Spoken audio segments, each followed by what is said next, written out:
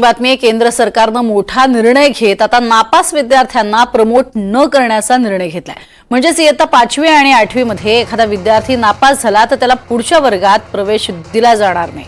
केंद्राने आजपासून no detention पॉलिसीला पूर्ण विराम लावलाय। जे विद्यार्थी नापास होतील त्यांना 2 महिन्यांच्या आत पुन्हा एकदा परीक्षेची संधी दिली जाईल आणि त्यानंतरही विद्यार्थी नापास झाला तर त्याला त्याच वर्गात शिकण्याची संधी मिळेल, मात्र पुढच्या वर्गात जाता येणार नाही। सध्या हा निर्णय केंद्रीय शाळांना लागू असला तरी सुद्धा राज्य त्याची अंमलबजावणी करू शकतात। सरसकट सगळ्यांना पुढच्या वर्गात ढकलण्याचा जो प्रकार होता किंवा धोरण होतं ते आतापर्यंत वादातीत होतं, मात्र केंद्राच्या या आजच्या निर्णयामुळे राज्यांना दिशानिर्देश मिळालेत। ग्राफिक्सच्या माध्यमातून पाहूयात काय नेमका नियम असणार आहे। केंद्राचा नो डिटेन्शन पॉलिसीवरती मोठा निर्णय आहे। आता 5वी आणि 8वीला विद्यार्थी नापास झाले तर पास केलं जाणार नाही। केंद्र सरकारने नो डिटेन्शन पॉलिसी संपवली आहे।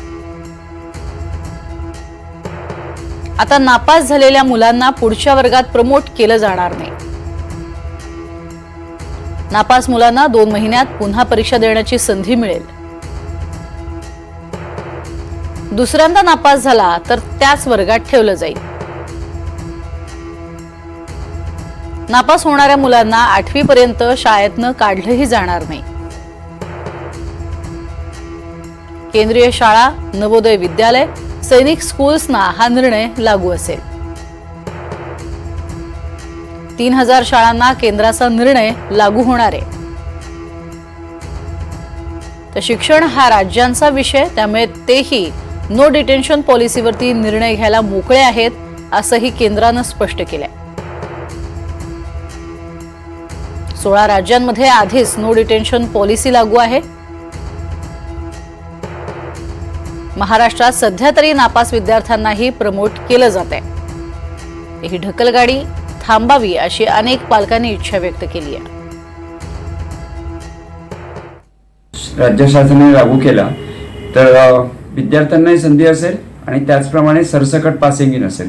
विद्यार्थ्यांना संधी असेल म्हणजे त्यांना एकदा पुनर्परीक्षेची संधी असेल, त्यामुळे पुन्हा अभ्यास करून जर तो पास झाला तर त्याला पुढे दिल्यामुळे त्याचा फायदा असा होईल की तो अभ्यास करेल आणि पुढच्या वर्गात जेव्हा जाईल तेव्हा त्याचं ज्ञान जसं आवश्यक असेल तसं असेल आणि त्यामुळे बाकीच्या विद्यार्थ्यांच्या बरोबरीने असेल।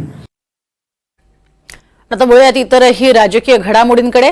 मस्साजोग प्रकरणामध्ये धनंजय मुंडेंवरती आरोप होत आहे, त्यामुळे धनंजय मुंडेंनी राजीनामा द्यावा आणि चौकशीला सामोरं जावं। चौकशीत ते निर्दोष आढळले तर त्यांना पुन्हा मंत्रिमंडळात घ्यावं अशी मागणी नाना पटोले यांनी केली आहे।